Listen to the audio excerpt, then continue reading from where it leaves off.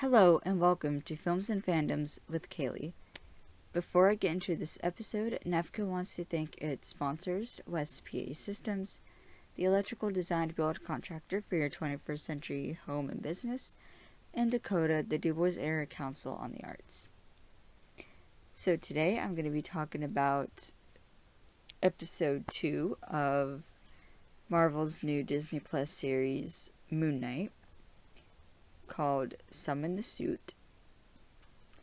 And the summary for this episode is: with little time to react, Steven is thrust into a war of the gods as a mysterious partner arrives. The directors for this episode are Justin Benson and Aaron Moorhead, and the writers for this episode are Michael Kastelein, Jeremy Slater, and Danielle Iman. So we open this episode with a bang as we hear screeching, which is probably the jackal from the last episode being taken out by Mark. So we get Steven waking up, and because he screams, starts running, but he's still attached to his ankle chain. So he falls right on his face. And then we see Steven in the bathroom talking to his mirror, trying to see if he can get Mark to respond to him. He doesn't. And to investigate to see if what he thought happened actually happened, he makes his way back over to the museum where it's being blocked off, or at least part of it's being blocked off. And Steven finds out from the security guard, JB, that it's a leaky pipe. It's burst pipes, but it doesn't look like burst pipes. So Mark asks, sorry, I keep mixing them up. Steven asks if he can see the security footage and thinks he's going to see the jackal that he saw, and he doesn't see it on the footage, and it looks really bad because it looks like he went in, destroyed the bathroom, and then left. But it looked like he was chased into the bathroom.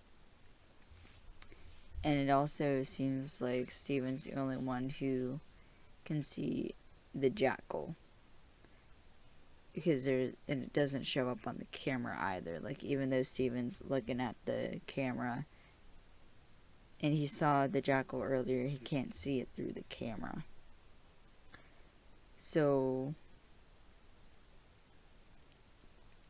I don't know if that's with the whole idea that you can't see dead things in mirrors or reflections,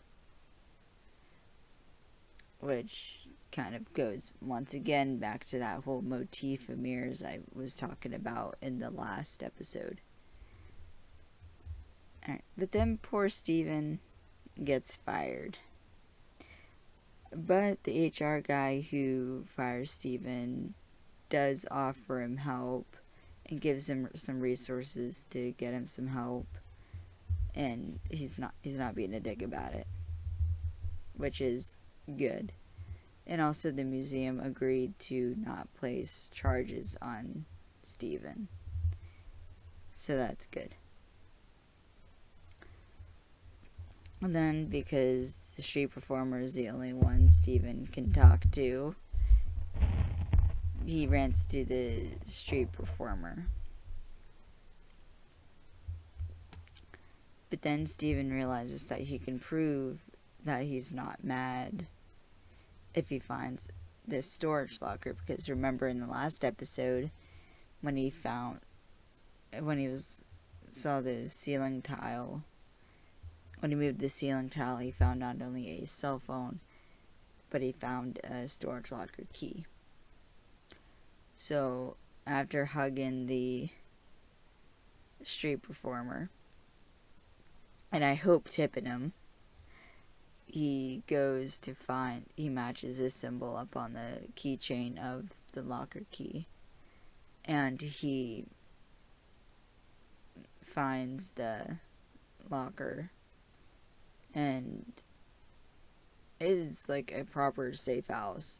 Like, there's a cot, there's sleeping bags, there's multiple crates, but the room is also very green lit, and I don't know if this is like a purpose thing, or if that was just like how the room was, or like the lighting, or if they had to do that because the whole room is basically one gigantic mirror.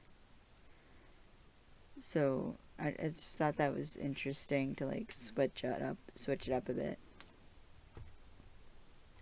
And as Steven's looking around the room, he finds a gym bag which has a gun, Mark Spector's passport, at least 2 different kinds of cash that I saw, as in there were 2 different colors. He also finds the scarab. And Steven touches the scarab, wings pop out, and it like floats up in the air. And Steven's like, I think you're a compass, but you're not pointing north. And then Mark appears in the mirror, telling Steven he needs to listen. And of course, Steven's not happy about seeing Mark again. Mark tries telling Steven that he's in danger and he can save him and he can't interfere again. And why don't you go, like, you can lay down on that cot and you can go ahead and take a nap. And Steven's like, no, you're not gonna do that. And who are you and what are you?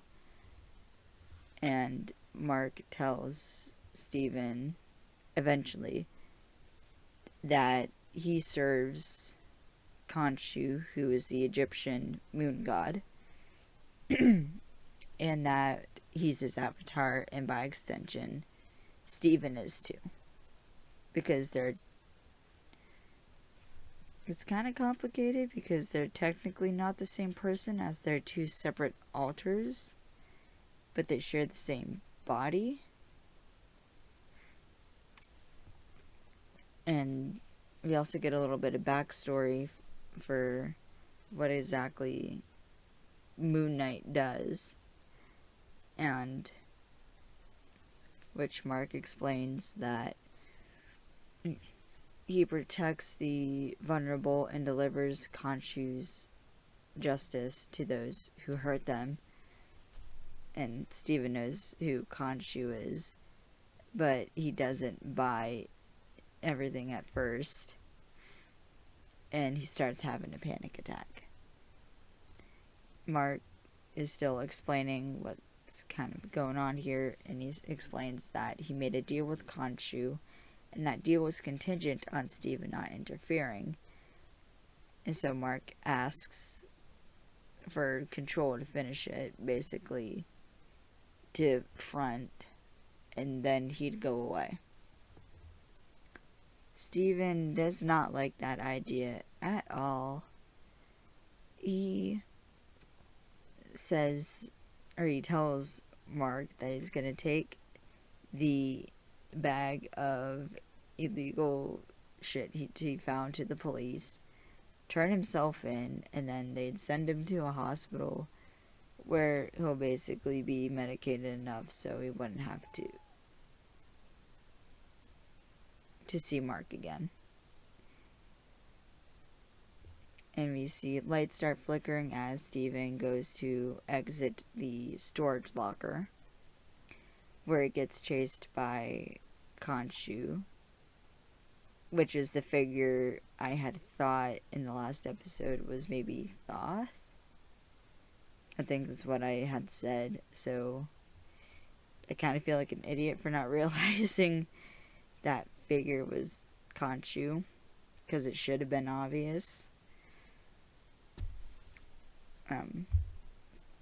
But anyway, Steven runs out of the storage locker with some very interestingly cut footage here of like pauses and goes. And then he gets hit, and he runs into traffic where we meet Layla on a motorcycle, and she's being played by May Calamawy. I am so sorry, I'm most likely pronouncing that wrong. But the issue here is that Layla thinks that Steven's still Mark and thought that Stephen Grant was an alias. And so they're riding on her motorcycle and she's yelling at him about not hearing about him. And she thought he was speaking in code, which is why she tracked his cell phone to find him, because she thought he was in trouble, and she had him worried sick, or he had her worried sick because like she hadn't heard from him, and like even though like she knew he had the suit, but she thought like, what if he gets ambushed when he doesn't have the suit on, and was just worried. And so we know at this point that Layla knows about the suit. And also keep in mind, I'm not familiar with the Moon Knight comics, so if there's more there, I do not know. And I apologize about that. And then we also get this bomb drop that Layla is Mark's wife. Because as she's yelling at him, she's like, you can't just drop off the face of the earth. Like, I'm still your wife. And Steven's like, what did you say, wife? Because of course he doesn't know anything about Mark. So Steven agrees to tell Layla everything when they get to his apartment. So they get into the apartment and Layla's a bit confused about what like at first she thinks he's living with someone, but he's like, no, it was like my mom's place. And Layla thinks they're talking again. But keep in mind, we actually haven't had a conversation between Steven and his mom. He's just left a bunch of voicemails, as far as we know. And Mark keeps interrupting, saying to, like, telling Layla, or telling Steven to not get Layla involved in, to get her out of the apartment. And then Layla finds a French poem, which turns out to be both Steven and Layla's favorite poet. And there's some cute bonding over knowledge, because Layla finds that he's learning not only French but hieroglyphs. And Steven's like, yeah, the thing with learning hieroglyphs is that it's not a language, it's an alphabet. And Layla understands that too, so. And also that you have to learn like ancient Egyptian to read the hieroglyphs. And Steven, I think, is kind of impressed, and I think I would be too if I was in that situation. Because who wouldn't be? But then we get another bomb drop, because Layla does not buy that it's Steven. She thinks it's Mark acting as Steven. And she's like, fine, I don't care what accent you use, but like, I'm just like, I got these, you can sign them and then I'll be gone, or something along them lines. And it turns out that Mark served her divorce papers. And Mark had told her that they needed to move on after everything. Of course, Steven's still confused, and he's trying to explain what's going on, because he's not really Mark, but he kind of is. But that's not exactly an easy thing to explain. So, when Mark's also at the same time trying to tell Steven to listen to him and, like, do not show her what's in the bag, because Steven's trying to show Layla what's in the bag, which would be, like, proof of what's going on. And Mark's able to stop Steven by saying that he could get Layla killed. And but Steven doesn't want, like, anybody in danger, obviously. He doesn't show her. And also because Mark tells him he'd be responsible for whoever comes after her. But then Layla ends up shoving him aside anyways and finding the scarab, which she reveals points to Ahmed's Ushabti, I think is how you say that, which they had fought side by side for. And a little lesson here: a Ushabti is a small figure deposited in an ancient Egyptian tomb, with the mummy generally bearing descriptions from the Book of the Dead, and representing servants expected to do certain agricultural labors required of the deceased in the land of the dead. Which I'm pretty sure plays into a reveal into some dialogue later. So I'll get into more that in a minute, but just keep that in mind. And Layla thinks Mark, air quotes there, is trying to keep the scare for himself, as Steven tells her, like, you can have it, like, I don't want it. My name's Steven, like, I'm not Mark, like, my name's Steven Grant, and I work at a gift shop. I'm in danger, and I think you're the only person that can help me. And Layla's starting to put the pieces together, like, oh, like, this guy is telling the truth. And Layla's like, do you seriously don't remember, like, why we looked for this? Like, you don't remember our adventures or our lives together? And Steven's like, I wish to God I did. So he's, like, genuinely feeling bad that, like, he is telling the truth. And we also get a knock on the door, and we hear a woman ask for Steven Grant, and if they can have a word. Of course, Steven thinks they've come for him because of the whole destroying of the bathroom thing. And the woman says, like, it's D.C. Fitzgerald and D.C. Kennedy. Like, can we come in? And Steven goes to talk to them, buying Layla time to get out. And he's excusing himself because he's had a day. But they busted and Layla's gone. They start searching through, trying to find something. And Steven tries to explain that the toilet situation has been dealt with. And the ankle restraint is because he has a sleep-in disorder. And one of them goes to check out the mirror, or check out the window. And Layla has Mission Impossible herself to the roof. Which I find amazing. And I'm really starting to love Layla. And the guy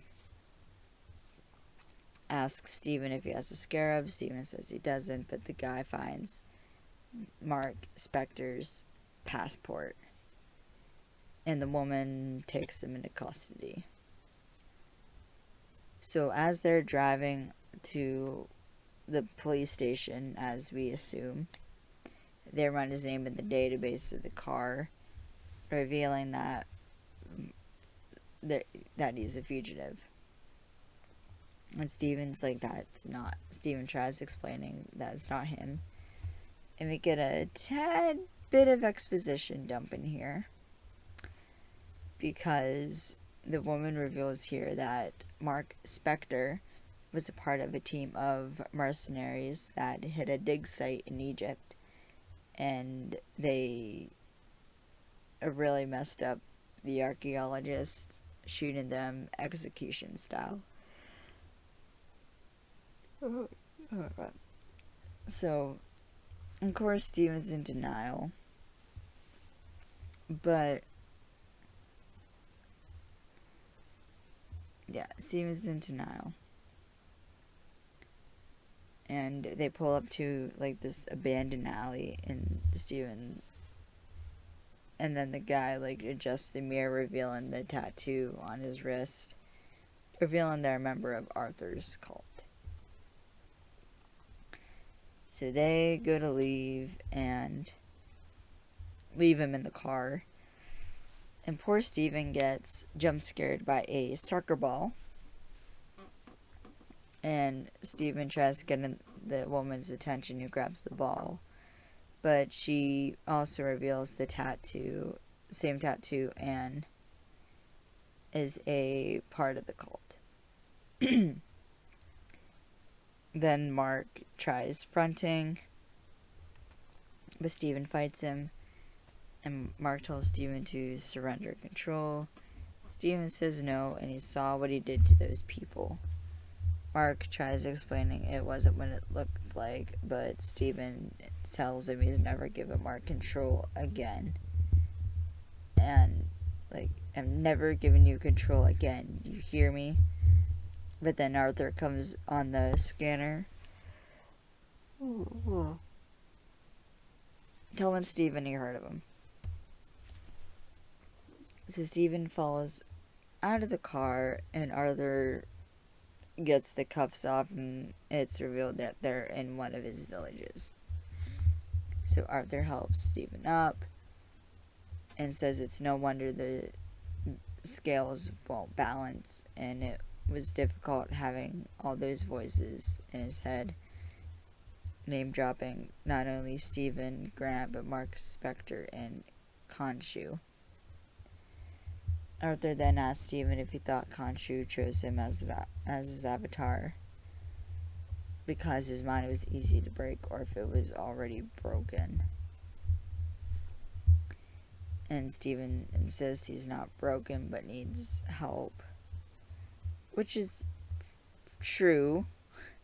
Like, poor Steven could use a little help, and that's what Arthur insists he's there to do.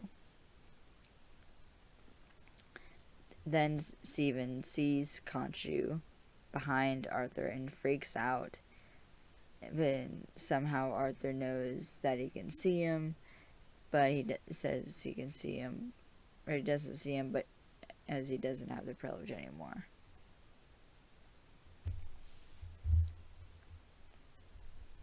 And Steven confirms it, or then Khonshu wants Steven to kill Arthur, and also Arthur seems to know that Khonshu wants to kill him.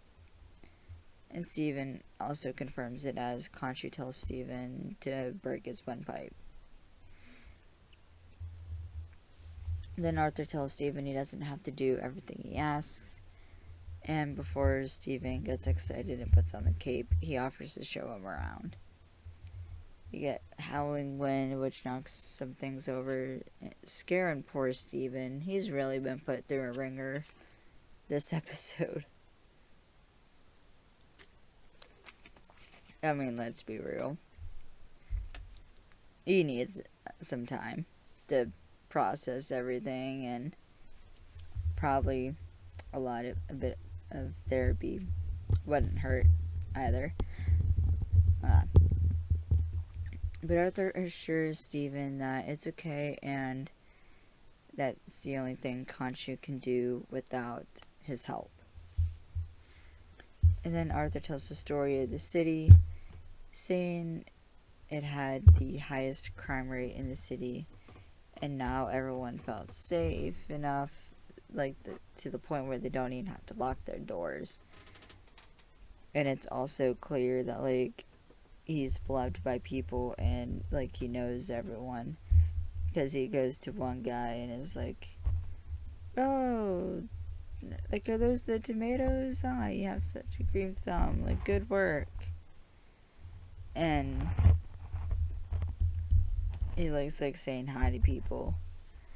And Arthur actually points out an interesting thing here, in that people don't want to hear good news. They'd rather cling to their fear, cling to their pain. Which I think there is a bit of truth in that. In that people will often are easier controlled through fear. If you want to control someone, you don't give them a promise, you give them fear. And that's how that would be how you manipulate people. But also people do cling on to their fear a lot more. I mean,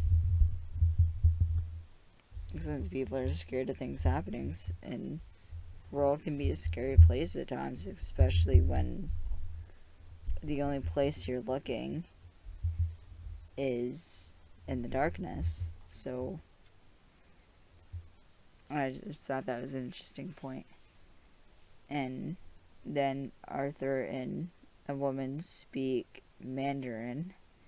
Now, I do not personally speak Mandarin, so I cannot confirm if it was a good, if they were pronouncing anything correctly, or if they were even speaking it correctly. Though I did see on social media, at least saw a screenshot of it on Twitter, the actor who plays Sanchi, Simu Liu, I think is how you say his name. I'm probably mispronouncing that again. If I mispronounce names, I'm sorry. But he had said something about the Mandarin in this episode, being horrible. But I also don't know if that was part of because it was they were still learning. And also, it wasn't two characters that were who would normally speak Mandarin. So I don't know if that was to show they were still learning. They got the words down, but they still needed to work on the pronunciation and the accent. Maybe, I'm not sure.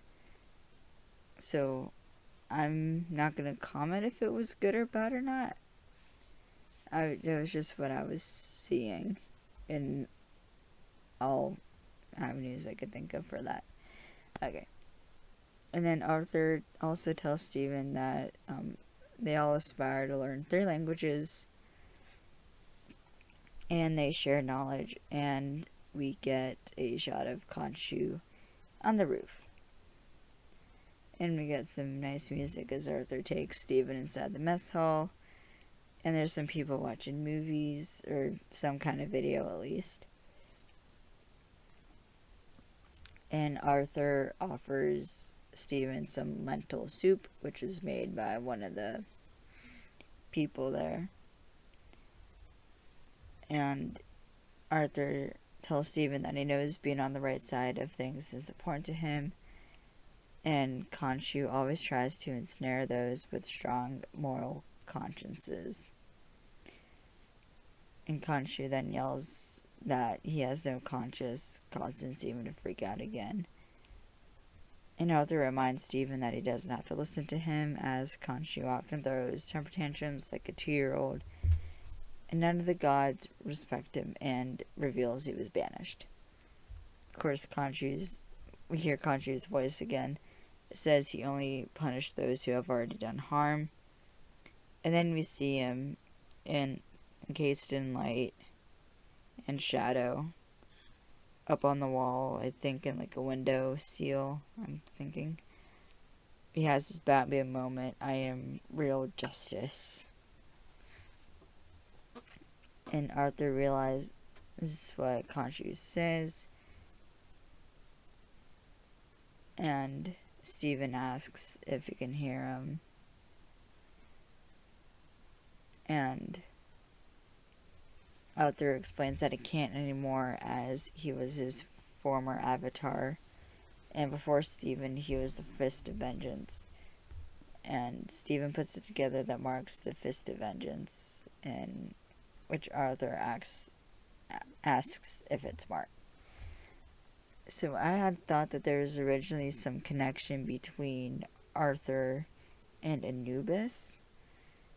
So it's interesting that not the tie-in is with Khonshu, which does make sense. And Stephen tries deflecting by the question by saying that the soup was good. But that's when all the people in the mess hall start coming down, kind of standing up menacingly.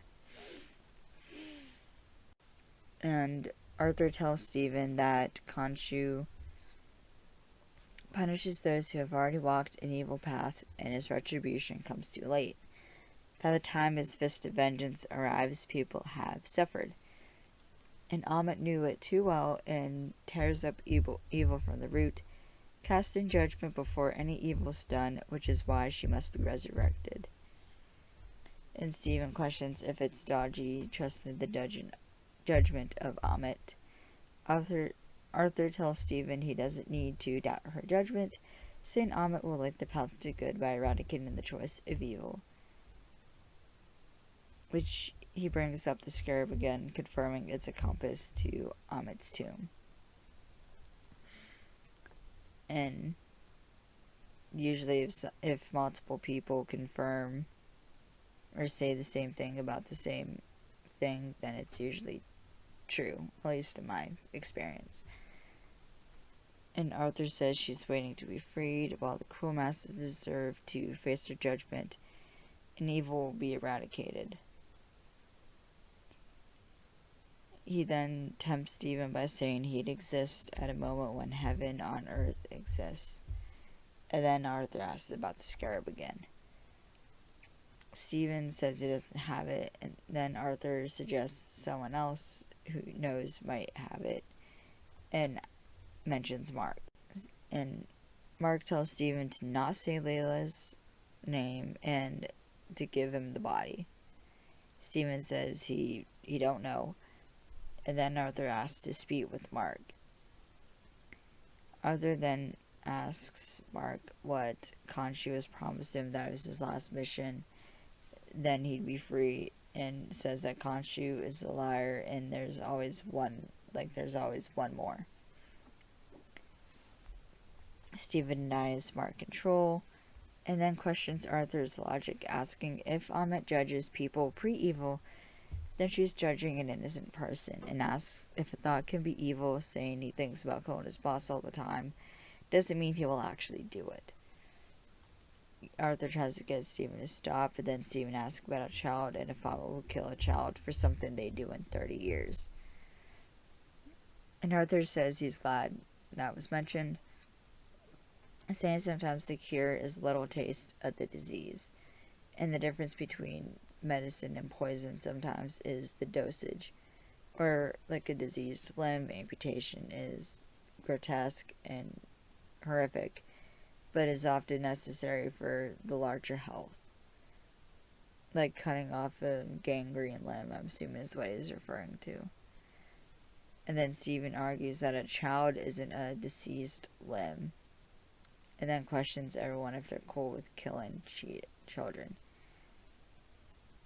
So I'm going to go back a bit and look at these two philosophies. So what Arthur is suggesting is that it is better to kill, basically, the people who will do bad in order to prevent bad from happening. What Stephen says is, but, like, just because someone thinks about doing bad doesn't mean they're actually going to do bad. Which is kind of this whole, like, free will and choice debate here. Because Stephen's saying that, like, we should have, like, people have free will and they can change the choices they make, and they don't have to, like, they don't have to make choices. Like, they can make and not make choices. And if they do make choices, then they can live with the consequences of those choices. But Arthur's saying, but what if we eliminate all those bad choices and everything will be perfect because there's no bad choices to be made? But part of being human is making those bad choices and learning, because we can't evolve and we can't grow if we don't make mistakes and if we don't learn from them. So if you judge people for something they may or may not do, or even something that they have done that they've repented for and, like, paid their retribution for that bad thing, it's like almost kind of getting twice punished for the same crime. So it's this whole kind of underlying philosophical thing, because Arthur's analogies do make sense too, like cures being a little taste of the disease. Most vaccines are made with a dead version of the disease. No, that's how vaccines work. And it is true. Like, you can overdose on all kinds of medications if you get the wrong dosage. But you can also, but if you get the right dosage, it can help you. And, like, amputation, yeah, if a limb is gangrene or is, like, crushed beyond repair, and it's going to do more harm than good to leave it attached, then yeah, you're gonna have to cut off the limb to save the body. That's just how it works. But I think where Arthur is wrong here is you can't apply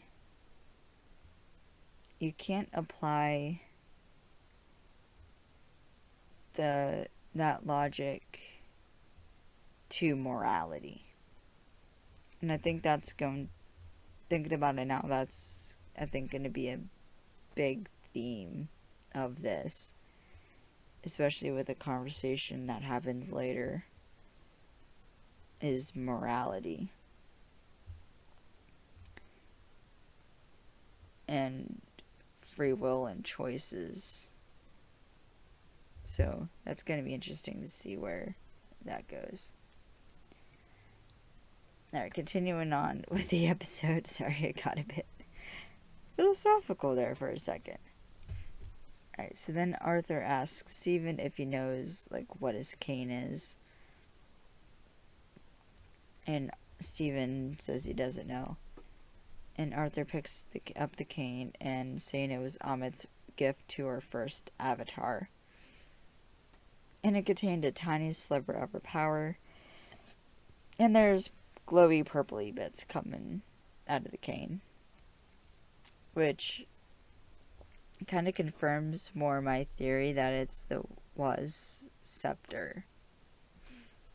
Because you don't actually get a name for it, and we don't actually know, like, who her first avatar was.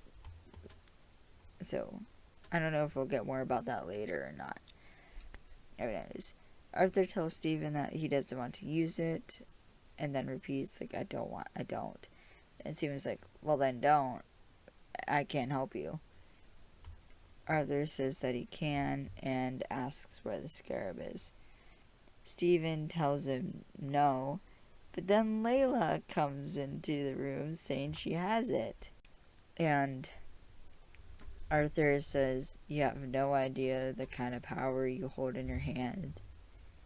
Like, give it to me so you don't hurt yourself, or something like that. Khonshu tells Mark there's no deal in this, and to fix it. And then Layla gives the scarab to Stephen and tells him to summon the suit. Of course, Stephen has no idea what she's talking about, but they have to run. So as they're running up the stairs, Arthur's punching his cane in the floor, cracking open this purple portal. That's a tongue twister. And then Stephen runs up the stairs after nearly getting caught by a dude. He runs up the stairs and he finds Layla, who is absolutely kicking ass, which is why I'm starting to like her.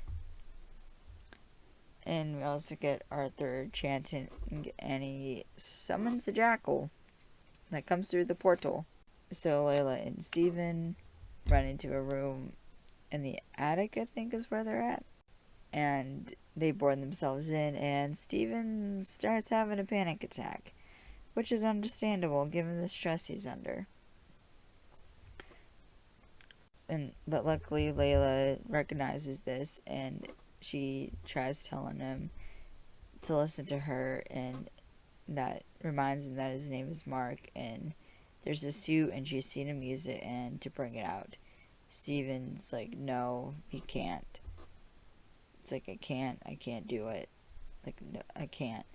And he's, like, more panicking more. Which, I wish that Layla would have recognized that sooner, but at least when, like, they finally, like, Stephen's, like, breaking down, like, on the floor, yelling that he can't do it.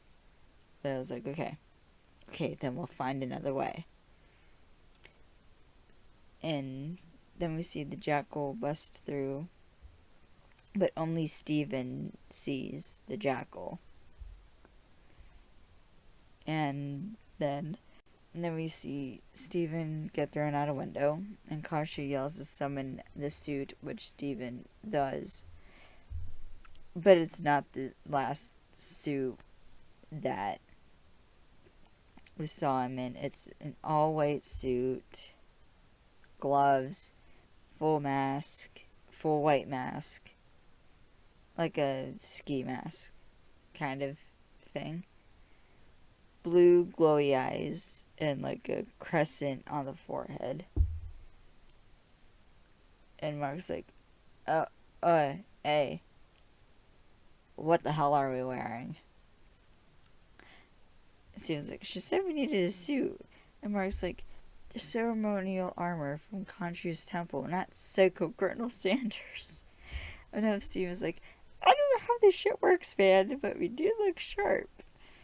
And then Mark asks about the scarab, and Stephen, as he's searching for it, pulls out 2 batons. Then he gets pounced on. Layla then climbs to the bottom and climbs down out of the building and seeing Steven in his, I think it's called the Mr. Knight costume. No, don't quote me on that. I'm going by what I've seen on social media. So yeah. We get some physical comedy with the invisible fighting.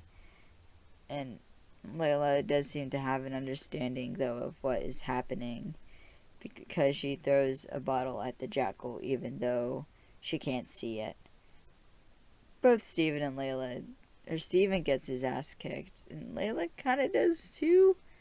Not that it's her fault. And Mark tries telling Steven to give up the control, tries to give him control. Mark tells Steven to give him control, and he doesn't have this. Steven gets a bit of a confidence boost here and ends up beating up the jackal, and we get some elementary school taunting. And I love, this is my favorite line out of that whole insult.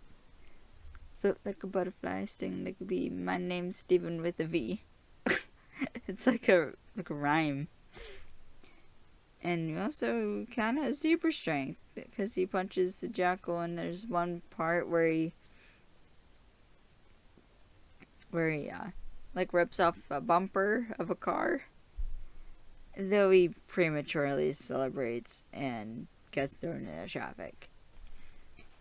Also, now a crowd is formed. Steven gets hit by a car, and his mask somehow came off.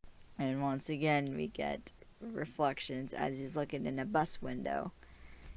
And Mark tells Steven to look around, and people will get hurt if he doesn't take control. And Steven's like, okay, fine, you can have control for now. So we see Mark fronting, and then we see a suit up of the Moon Knight costume, which looks super cool. Because it, like, it's like wrapping him up like a mummy. Which is also kind of goes on to the whole thing that is kind of hinted at, is that Mark died. And, yeah. And we also have some curved blades in his chest. And I think Layla knows that it's Mark, because all she tells him is, get it out of here. And so Mark has the jackal chase him up a building to get it out of the street, which is a smart move, and Layla runs off.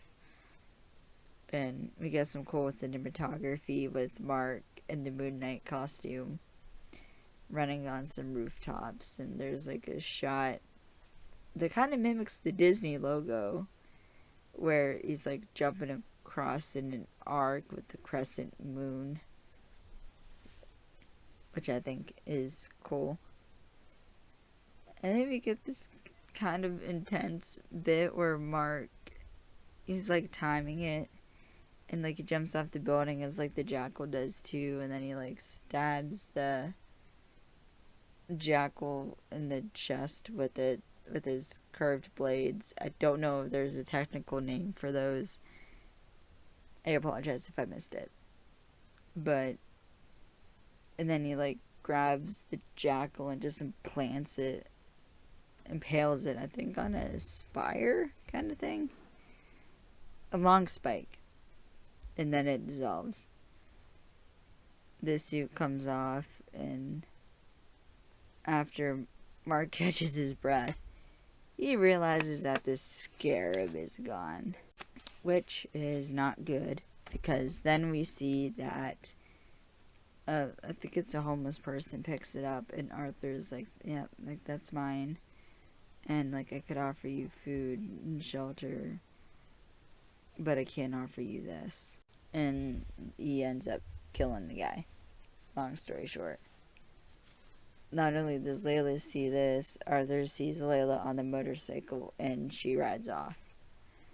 And by this point, we're way into the night. And we see Marcus by the fountain, and now we get the reverse of it's Steven now in the reflection. And Steven now is realizing that is what it feels like for Mark when Steven's fronting. And Mark tries coaching Steven through it a bit. Like, just breathe. It'll be okay. And Steven asks how long Mark's been on the side. And Mark says he isn't sure, but it's just been a while. Steven asks for his body back as he's scared. But Mark doesn't give up the body. And Steven tries, but he's unsuccessful.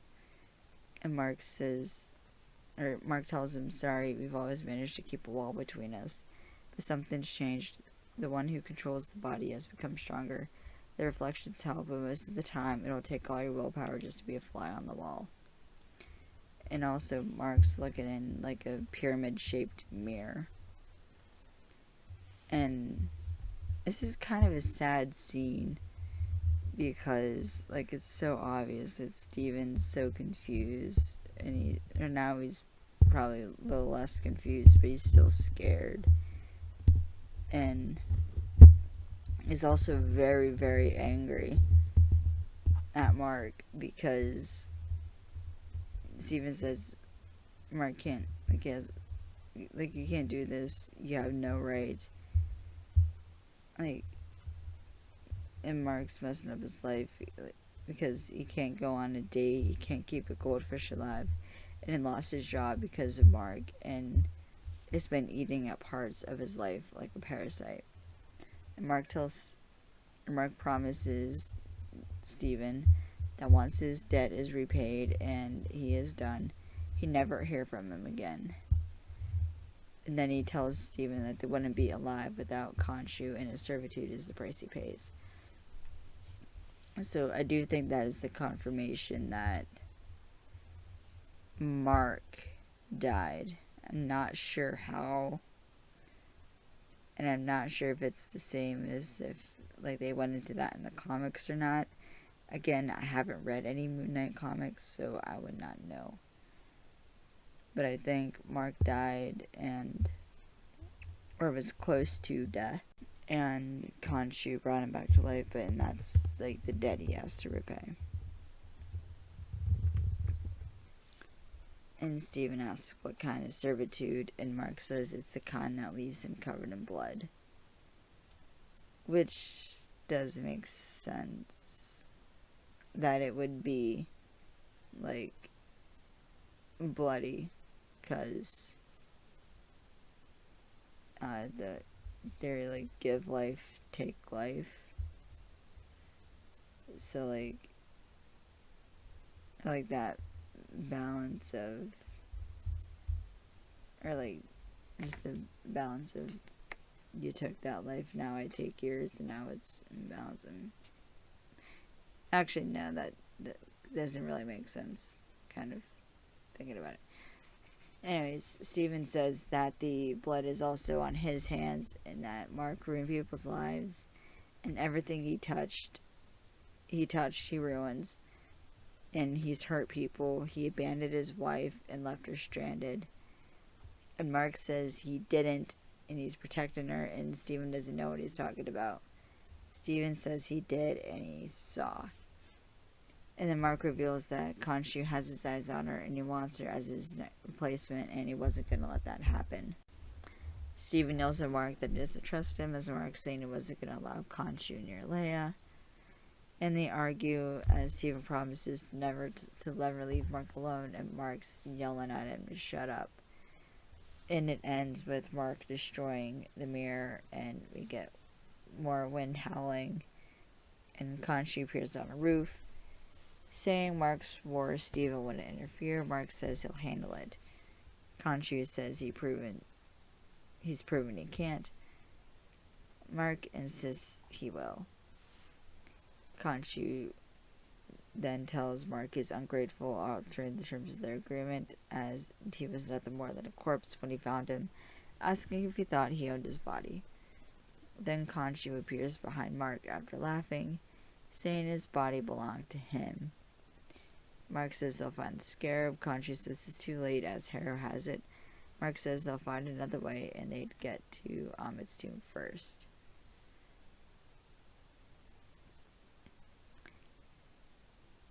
So, backing up a tad, I am not really liking this whole idea of, like, Khonshu owning Mark's body. Because that is just some, like, I get the idea was because, like, this is basically confirmation that, like, at some point Mark died, and that's when Khonshu brought him back to life. That is just some weird, like, I don't know, I feel like there's a lot of, like, consent issues now. Because, like, Steven, I would also, like, don't know exactly when Steven, if, like, because usually if Steven came around after or at the same time as Khonshu brought back Mark, because with my basic understanding of dissociative identity disorder, which is what is shown here with Mark and Steven. Again, I'm no professional about this. This is just what I've heard through other people's experiences and what I Googled, basically. But dissociative identity disorder happens when a trauma happens to the brain that causes the brain to basically split to protect itself, basically. It's a defense mechanism, which is also why every time Steven is innocent in, like, a dangerous situation, Mark's fronting, because he's the one who handles the situations. So Khonshu obviously does not like Steven, so I don't know if Steven came about when, like, at the same time Khonshu, I guess, possessed? No, I don't know if that would be the right word for that, but possessed is the only word I could think of for right now. But, like, was that what caused Steven to come about? Was from Mark agreeing to the deal? Because it, like, broke his brain? I'm not sure, and I hope this we go into that more a bit about how that happens. Because also, something I read about with dissociative identity disorder is when a new alter is formed, they can have their own memories, and, like, they can form their own memories. So that would be why Stephen Grant thinks he's Stephen Grant and not even know Mark existed, or Khonshu even, because that's just how the brain works. So I hope they go into that more with, like, the specifics of like why, like, Khonshu chose Mark, or what exactly happened that landed him in that situation where he died. Okay, sorry. All right, continue on with the episode because we're almost done. So Yeah, Mark could execute his own autonomy here and say, no, our deal is done. Like, I'm done. Whether they like it or not. And, like, does Steven get a choice in this matter? Like, he doesn't. I know it's, like, a bit weird kind of thinking that, like, oh, like, they're technically the same person, so as long as one, it's fine. Like, as long as one consents, it's fine. Until you consider that, like, they're two separate identities with their own different systems of belief and their own identities. Like, we see that Steven's a vegan. I have no idea if Mark does or not. Or you don't know if Mark is or not. But I have hearing other people's stories. Like, they're different ages, different genders, and even, like, different likes and dislikes. So, that, there's just a lot going on with that, and it's a highly complicated situation. Alright, trying to get to the end of this episode because it's getting a bit late. Alright. So, with that, I guess you could call it a threat, probably. Mark asks where they're going, and Khonshu asks, where the hell do you think? And it reveals Mark, half-dressed, a Star of David necklace on, confirming that Mark Spector is Jewish, which I think he is in the comics. Again, can't confirm that. But yeah. And Mark's drinking in bed and opens the curtain to reveal that he's in Cairo, Egypt. So, looks like we're going back to the beginning, which will be interesting to see where that takes us.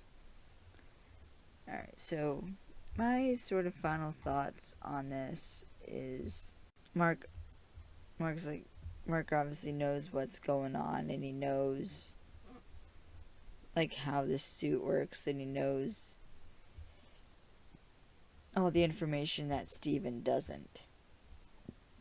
So logically, it would make sense. You want the best person to do the job, especially when there's a personal stake in it, as not only is now Layla in danger because Harrow knows he has the scarab, but Layla's also the one who knows the suit and knows about the suit and knows, I think, mostly about what's going on.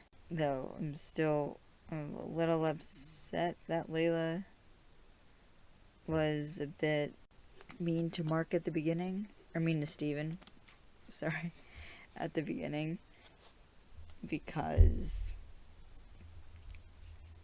like, it was very obvious. Like, I thought it was obvious that, like, Steven was stressed out and was upset about what was going on, and she should have been able to tell by Steven's, like, body language and, like, the way, like, he put on the glasses and that she was talking to a whole separate, that she was talking to a different alter, which that makes me kind of wonder what exactly happened in Cairo, or, like, what happened in Egypt. Like, why were those archaeologists executed? And I don't think Layla knows, though, about the whole Mark having dissociative identity disorder. Which makes me question, how did Mark hide it before? When exactly did it happen? Because it seems like they had obviously been estranged for a while. Because when Layla answered the phone in the last episode,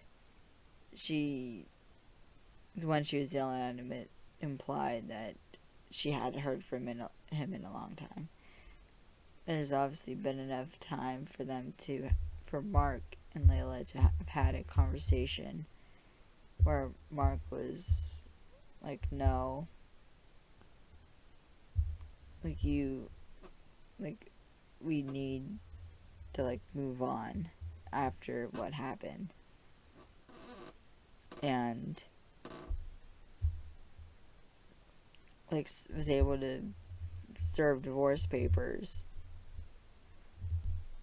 which, see, I really like Layla, and I like her with Steven, so I'm kind of hoping that maybe Steven helps Mark to fix that relationship and have them both realize they shouldn't divorce. Maybe that's just me being a bit of a hopeless romantic. And I would really like a happy ending for once in one of these shows. So, because the last few pieces of Marvel content we have had have been either bittersweet or depressing. So, I don't know, it'd be nice to have a story with a happy ending for once. And I actually had this theory today, and this episode kind of confirmed it for me. So, my theory is that with not only Moon Knight, but with Multiverse of Madness, Doctor Strange and the Multiverse of Madness coming out, and all the other Disney Plus shows with the other characters, what I'm wondering is if what Marvel's doing with these shows, and particularly with Multiverse of Madness, is that they're wiping the slate clean. And what I mean by that is, I kind of went into this in the last episode, but there is just so much Marvel content that if you choose to watch, if you want to watch one movie, you have to watch all the movies leading up to that to understand what's going on in that movie. Which, works for a bit, but when you have over 20 films and over 10 years worth of content, it's a lot. So what I'm wondering is if they're going to introduce these new characters like She-Hulk, Miss Marvel, Moon Knight, Ironheart is supposed to come out.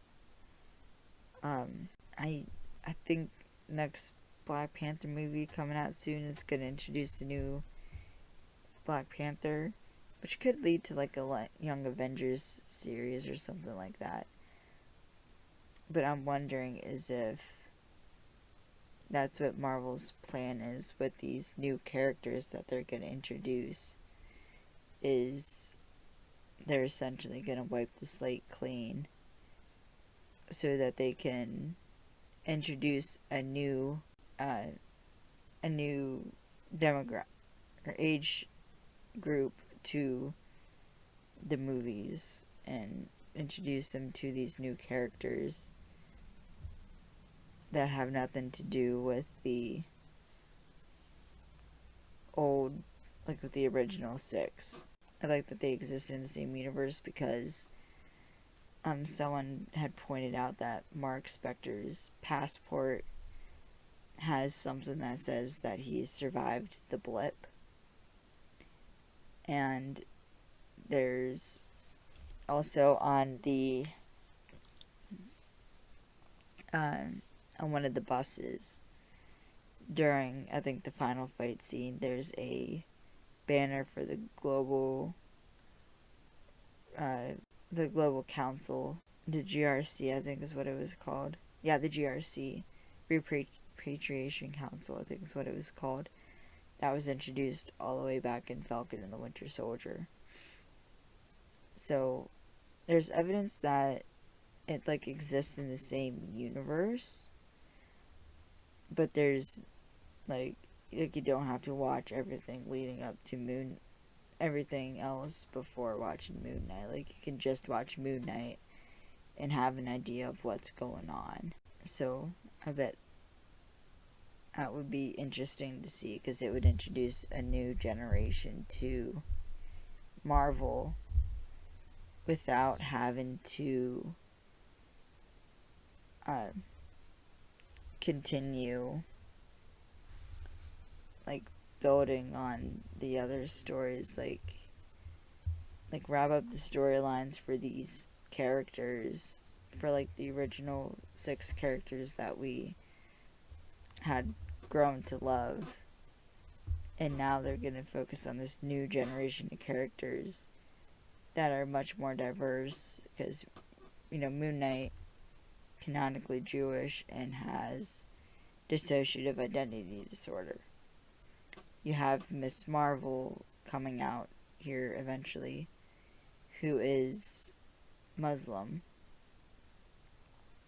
You have American Chavez, who's going to be introduced in Doctor Strange in the Multiverse of Madness, who is queer. And you have like She-Hulk being a woman, and you have Ironheart, who is a black woman. And so it would be very exciting to see these new characters